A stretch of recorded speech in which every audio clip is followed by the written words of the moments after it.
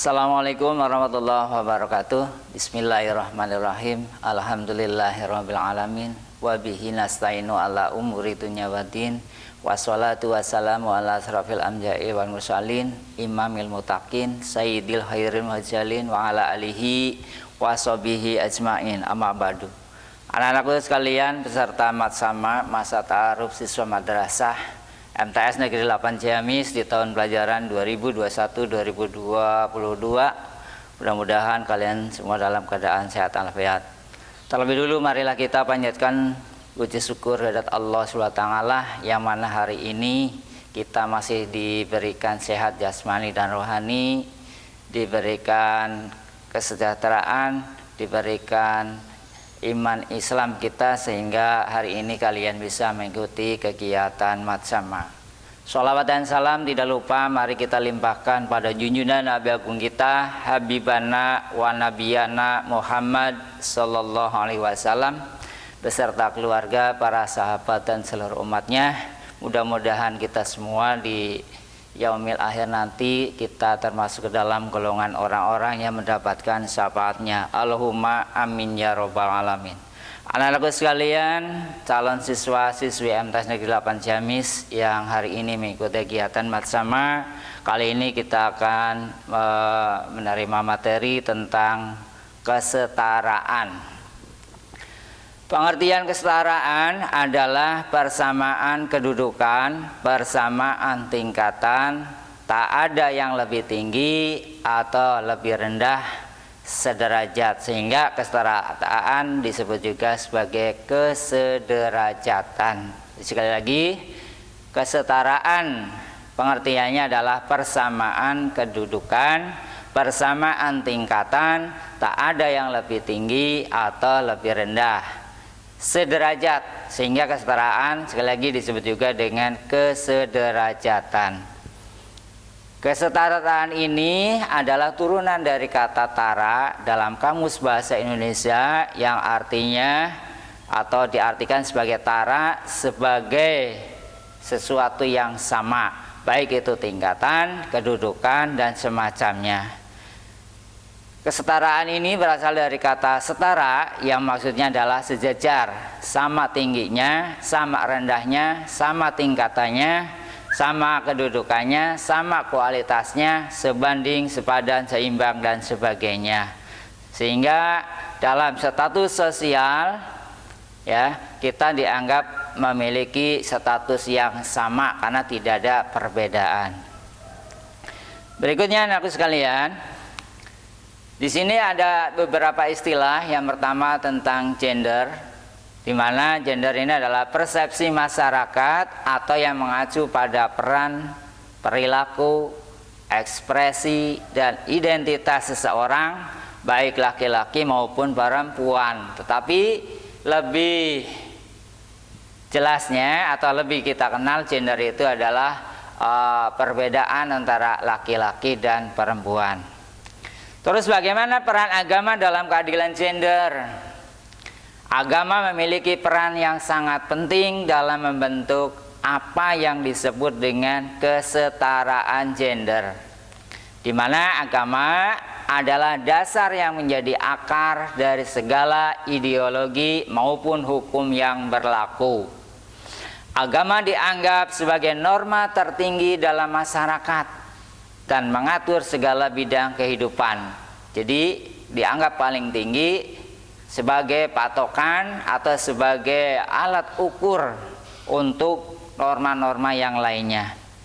Bagaimana dengan halnya Islam? Islam menempatkan perempuan sama dengan laki-laki yang diukur menurut Allah hanyalah tingkat kualitas takwanya. Jadi sekali lagi, bahwa dalam Islam untuk gender itu sama. Jadi yang membedakan di mata Allah hanyalah tingkat kualitas ketakwaannya pada Allah Ta'ala. Berikutnya adalah kesetaraan sosial. Adalah tata politik sosial di mana semua orang yang berada dalam suatu masyarakat atau kelompok tertentu memiliki status yang sama, baik itu si miskin, si kaya, kemudian orang yang punya kedudukan, petani ataupun yang lainnya, tetap di sini memiliki status yang sama. Kemudian bagaimana dengan kesetaraan gender? Kesetaraannya adalah merupakan salah satu hak asasi kita sebagai manusia. Hak untuk hidup secara terhormat, bebas dari rasa ketakutan, dan bebas menentukan pilihan hidup. Itu adalah kesetaraan gender. Jadi kita berhak untuk memiliki pola hidup, gaya hidup, bebas dari rasa ketakutan. Jadi tidak boleh memiliki rasa takut atau minder kepada orang lain. Apa sih tujuan dari kesetaraan gender? Agar tiap orang memperoleh perlakuan yang sama dan adil dalam masyarakat. Tidak hanya dalam bidang politik, tempat kerja, atau bidang yang terkait dengan kebijakan tertentu. Jadi sekali lagi, tujuan dari kesejahteraan gender adalah agar tiap orang memperlakukan perlakuan yang sama, adil dalam masyarakat, dan tidak hanya di bidang politik, tempat kerja, atau bidang lainnya yang terkait dengan kebijakan tertentu. Berikutnya, contoh kesejahteraan di bidang agama, ekonomi, sosial, politik, hukum, dan pertahanan keamanan. Di bidang agama tadi sudah kita jelaskan bahwa di dalam agama menghormati orang yang berbeda agama. Jadi kita beragama Islam, tetangga kita atau teman kita ada yang beragama lain, agama Kristen, Buddha, kemudian Hindu dan sebagainya, maka kita tidak boleh mengejek atau menjelek-jelekan agama orang lain. Tetapi kita harus menghormati orang yang berbeda agama, baik dalam pelaksanaan ibadah maupun dalam status dalam kartu tanda penduduknya. Ekonomi yaitu melakukan gender equality, yaitu kesetaraan gender.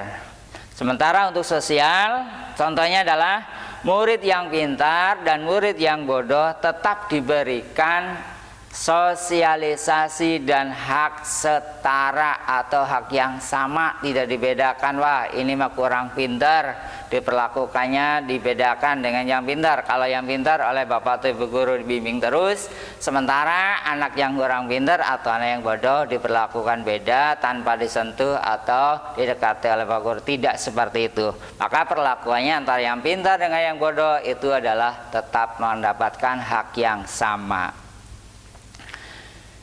Kemudian dalam politik, pria dan wanita diberikan akses yang sama untuk menjadi calon legislatif. Jadi baik perempuan maupun laki-laki memiliki hak yang sama di bidang politik. Ada yang menjadi legislatif atau DPR atau jadi MPR. Sekarang boleh-boleh saja karena antara perempuan dan laki-laki memiliki hak yang sama. Berikutnya di bidang hukum, menjalankan pemilu, artinya pemilihan umum dengan lancar dan tanpa konflik atau tanpa harus ada masalah. Sedangkan pertahanan dan keamanan mendapatkan peran yang sama dalam membela negara. Jadi setiap warga negara, itu warga negara Indonesia umpamanya, baik laki-laki maupun perempuan, hak dan kewajibannya adalah sama, itu sama-sama membela negara.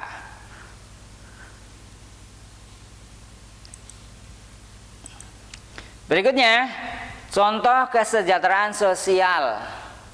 Antara lain, seorang guru yang memperlakukan muridnya sama dan adil, tidak memandang latar belakang muridnya, tidak memandang dari kemampuan murid tersebut, apakah murid itu pintar ataupun kurang pintar. Tapi bapak atau ibu guru akan memperlakukannya sama antara siswa yang satu dengan siswa yang lain dalam satu kelasnya.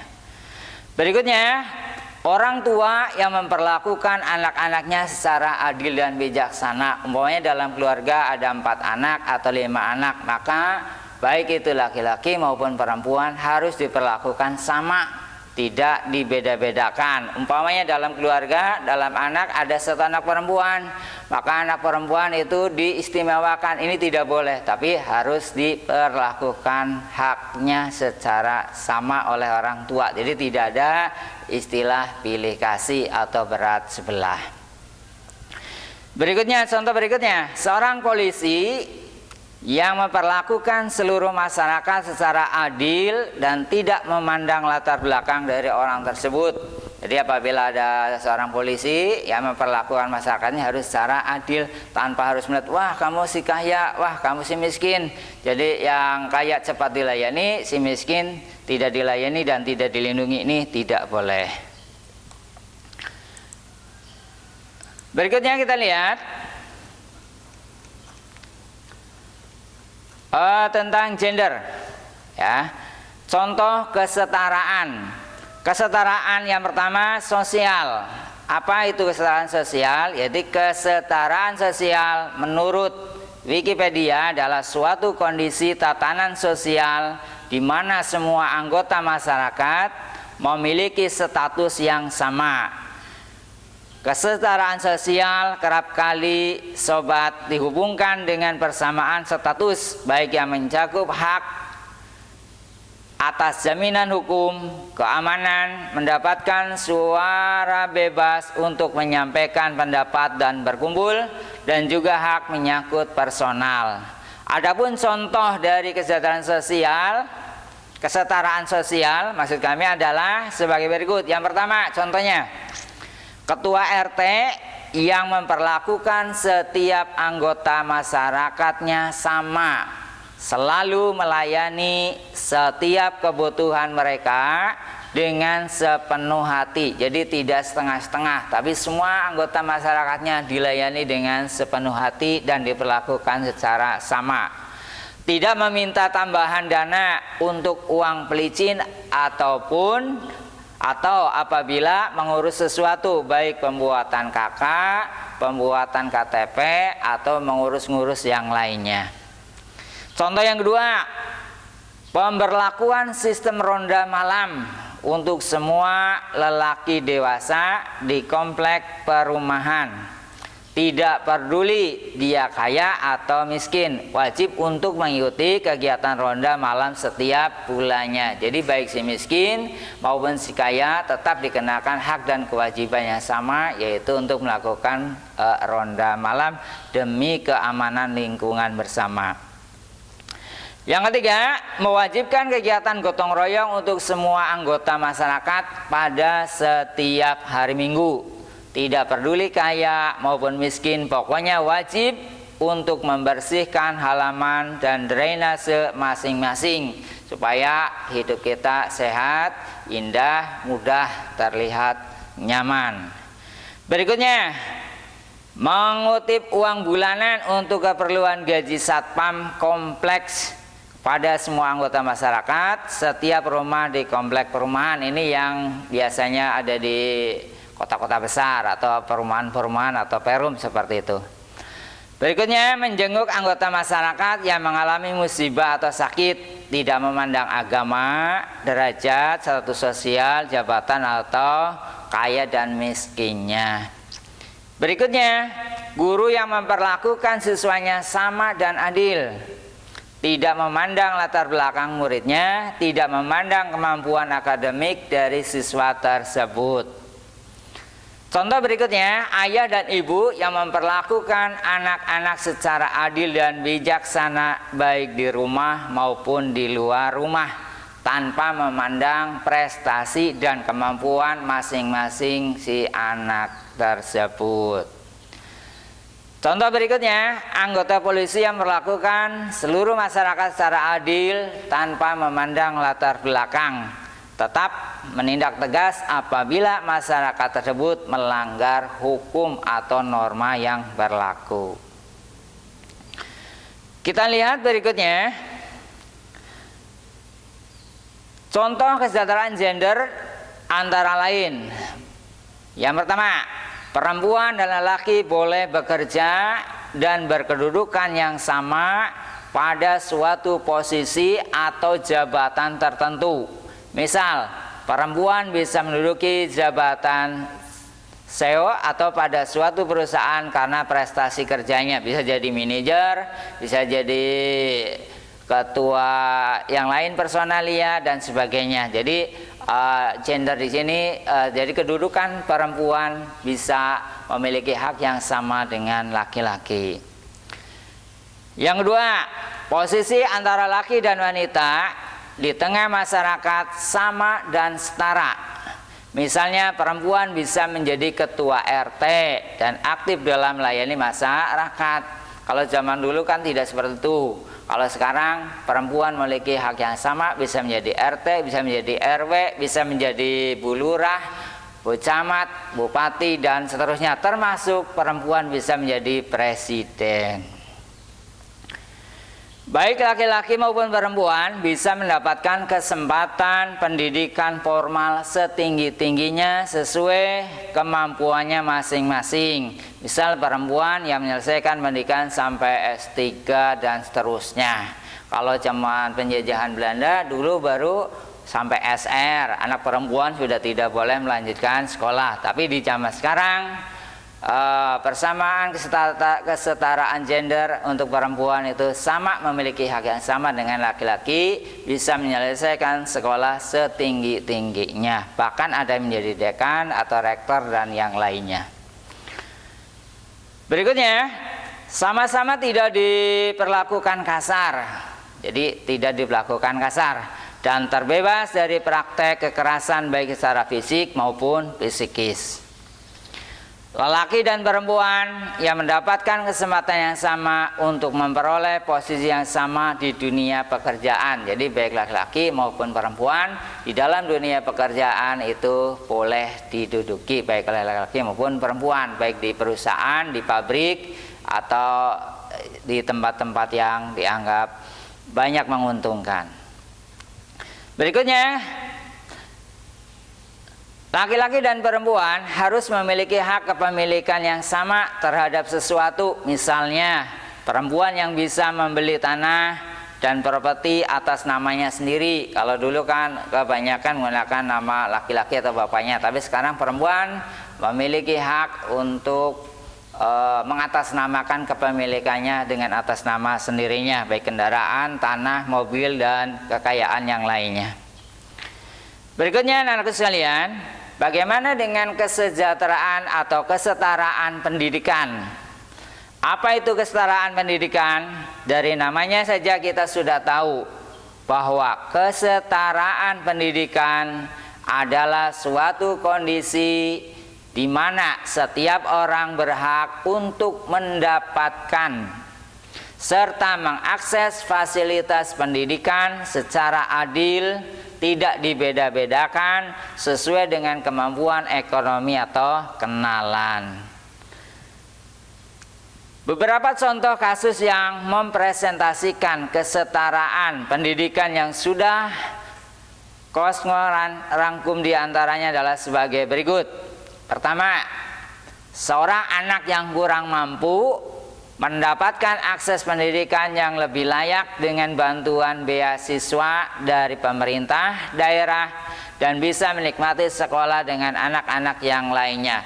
Kalau zaman dulu, anak-anak yang tidak mampu biasanya tidak bisa melanjutkan sekolah ke jenjang yang lebih tinggi. Tapi alhamdulillah sekarang sudah ada persamaan, sudah ada banyak fasilitas yang bisa membantu anak yang miskin bisa melanjutkan sekolah setinggi-tingginya.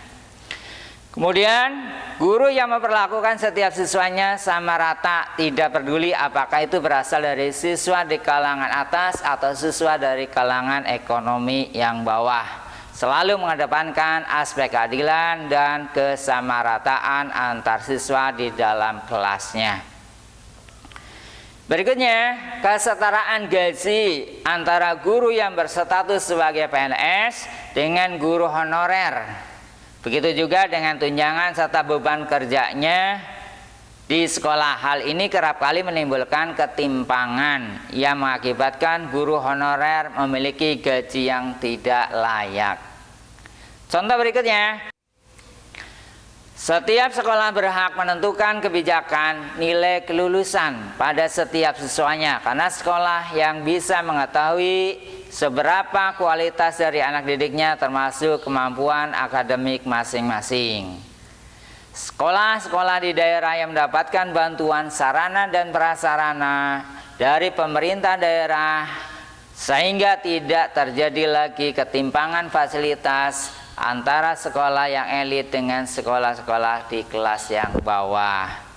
Berikutnya kita ambil menerapkan program wajib belajar 9 tahun, program beasiswa, hingga program posdaya menyeluruh dan merata di setiap daerah Indonesia tanpa mengenal status dan akreditasi sekolahnya. Jadi ini sudah merupakan kemajuan bagi kita di Indonesia. Berikutnya, memberikan kesempatan pendidikan yang sama terhadap anak-anak penyandang disabilitas atau yang memiliki kekurangan atau memiliki istilahnya cacat, itu dari bawaan ataupun cacat dalam keadaan kecelakaan. Ini sudah mendapatkan fasilitas yang dimudahkan oleh pemerintah, termasuk mengakses fasilitas pendidikan dan mendapatkan guru yang profesional. Jadi kalau dulu orang yang mendapatkan atau yang disabilitas suka diremehkan, tapi sekarang memiliki hak yang sama baik di bidang pendidikan, olahraga maupun yang lainnya. Kemudian sekolah memberikan kesempatan yang sama terhadap setiap siswa untuk bisa mewakili sekolah dalam berbagai kegiatan seperti kegiatan olimpiade, turnamen olahraga, dan sebagainya. Sekolah pun memberlakukan aturan yang tegas terhadap setiap warga sekolah yang melakukan pelanggaran, baik itu terhadap siswa, guru hingga kepala sekolah sekalipun, sehingga kesetaraan di bidang hukum bisa tercapai. Berikutnya adalah kesetaraan ekonomi. Contohnya, pertama, pria dan wanita memperoleh gaji yang sama jika kemampuan dan produktivitas mereka sama dalam mengerjakan bidang pekerjaan yang sama di sebuah perusahaan. Kedua, kemudahan perizinan bagi perusahaan kecil, menengah maupun perusahaan besar, dan mengurus setiap legalitas yang menjadikan usaha mereka mendapatkan restu dari pemerintah. Jadi dipermudah surat izinnya, terutama yang mikro-mikro atau produk dari rumah tangga yang menghasilkan uang tambahan buat keluarganya. Ini sekarang mudah diberikan surat izinnya baik secara langsung maupun secara online.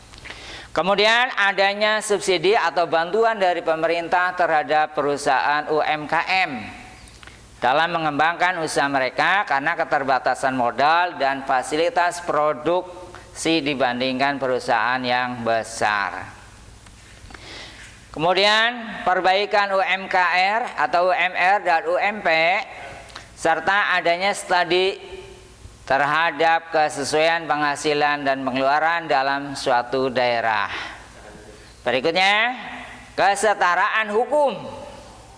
Adapun kesetaraan hukum sering disebut juga sebagai equality before the law, di mana semua orang yang sama di depan hukum. Apa sih contohnya?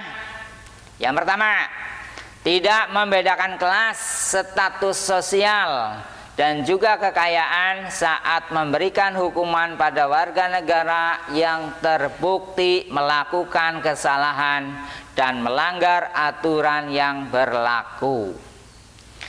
Menghilangkan perilaku rasis dan kriminalisasi yang berdampak buruk terhadap persatuan dan kesatuan bangsa.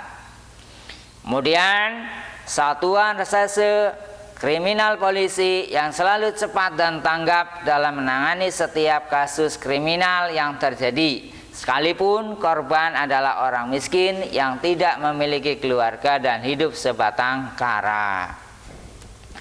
Kita lihat kesetaraan politik.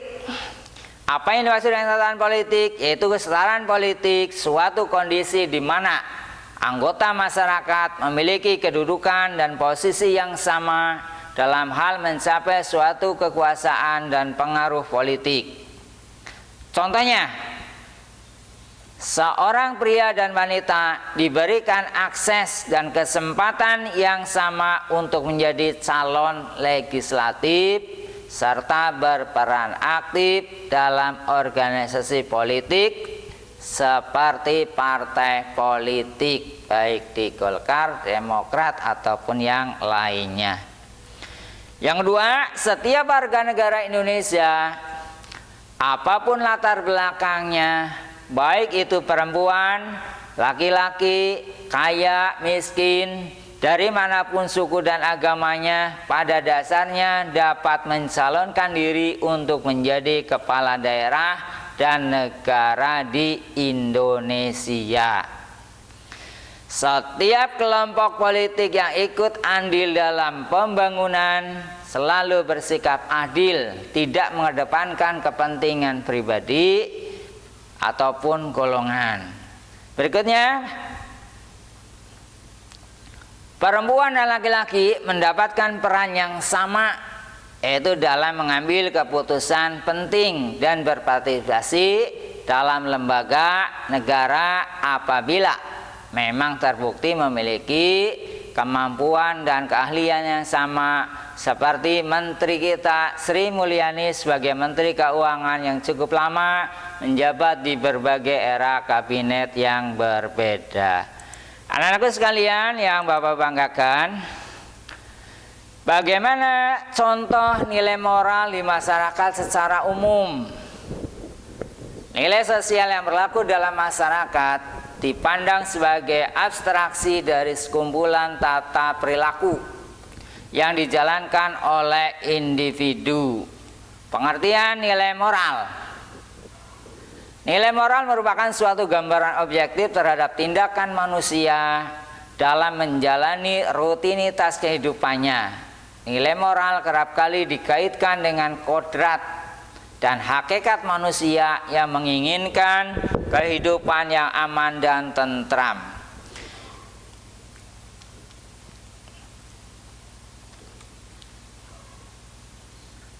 Macam nilai moral dalam masyarakat. Yang pertama, religius.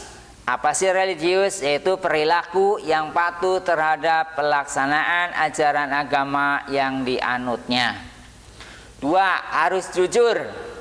Perilaku yang didasarkan pada upaya agar selalu dipercaya dalam perkataan maupun perbuatan yang dilakukan. Tiga, harus disiplin. Perilaku disiplin menunjukkan perilaku yang tertib, ada berbagai aturan.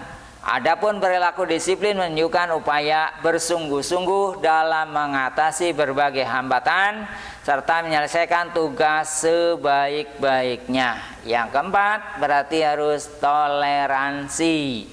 Apa itu toleransi? Merupakan sikap saling menghargai terhadap perbedaan agama, perbedaan suku, perbedaan etnis, dan tindakan orang lain yang berbeda dengan dirinya.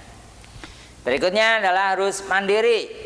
Sikap yang mencerminkan perilaku tidak mudah bergantung pada orang lain dalam menyelesaikan kewajibannya. Keenam adalah reaktif, yaitu sebuah tindakan dalam berpikir dan melakukan sesuatu untuk menghasilkan hal yang baru. 7, harus kerja keras, yaitu sebuah perilaku yang menunjukkan upaya sungguh-sungguh dalam mengatasi berbagai masalah. Berikutnya, rasa nasionalisme, yaitu sebuah cara berpikir, bersikap, dan berbuat untuk menunjukkan rasa kesetiaan, kepedulian, dan penghargaan tinggi rendahnya negara. Anak-anakku sekalian, dalam kehidupan sehari-hari kalian yang mudah saja, di dalam kelas ataupun di sekolah, antara laki-laki dan perempuan memiliki hak yang sama, baik dalam mendapatkan baik itu dalam mendapatkan perhatian dari guru, perlakuan yang sama terhadap teman. Jadi tidak boleh dibeda-bedakan bahwa ini perempuan, ini laki-laki, ada batasnya, ini tidak ada. Jadi dalam haknya itu adalah sama. Dalam kelompok juga boleh. satu kelompok ada laki-laki, satu ada perempuan. Ini boleh ya dalam kelompok. Jadi tidak harus perempuan semua, ini laki-laki semua, tidak. Di dalam kesetaraan antara hak laki-laki dan perempuan ini adalah sama. Anak-anakku sekalian yang Bapak banggakan, ada beberapa kesetaraan yang sudah kita bahas, tapi pada intinya tadi sudah saya sampaikan bahwa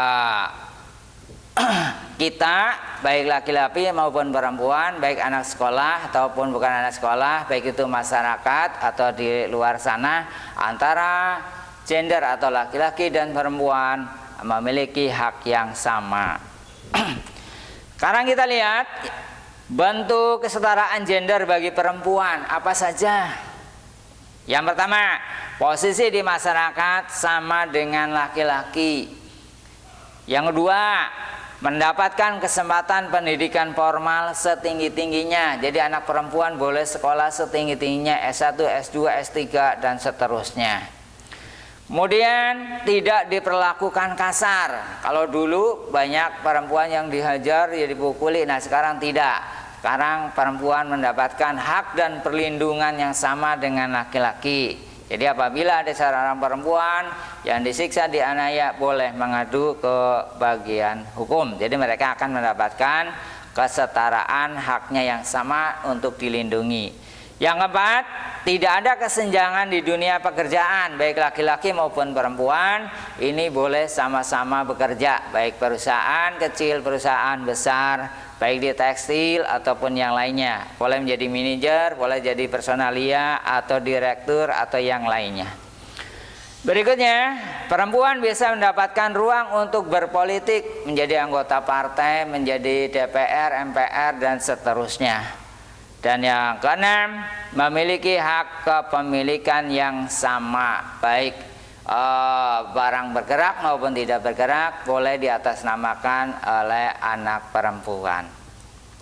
Demikian anak-anakku sekalian yang bisa Bapak sampaikan. Jadi pada garis besarnya bahwa kesetaraan itu berasal dari kata tara yang artinya setingkat atau sama, baik derajatnya maupun kedudukannya di mata umum.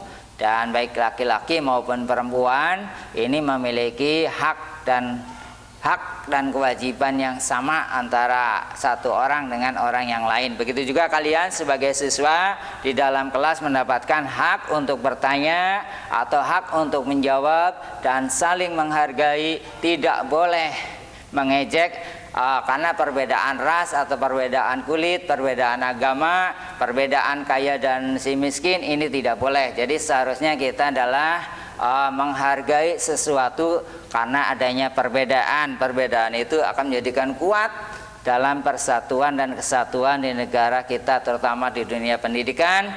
Apapun wujudnya, apapun perbedaan kulit, warna, agama, yang penting setiap warga negara kita mendapatkan hak dan kewajibannya sama, sehingga disebut kesetaraan. Demikian anak-anakku sekalian yang bisa Bapak sampaikan. Mudah-mudahan kalian bisa mengambil apa yang telah Bapak sampaikan, hikmahnya, uraiannya, sehingga kalian bisa melaksanakan dalam kehidupan di kelas, sehingga kelas kalian tidak ada konflik atau masalah. Terima kasih, kurang lebihnya mohon maaf. Wassalamualaikum warahmatullahi wabarakatuh.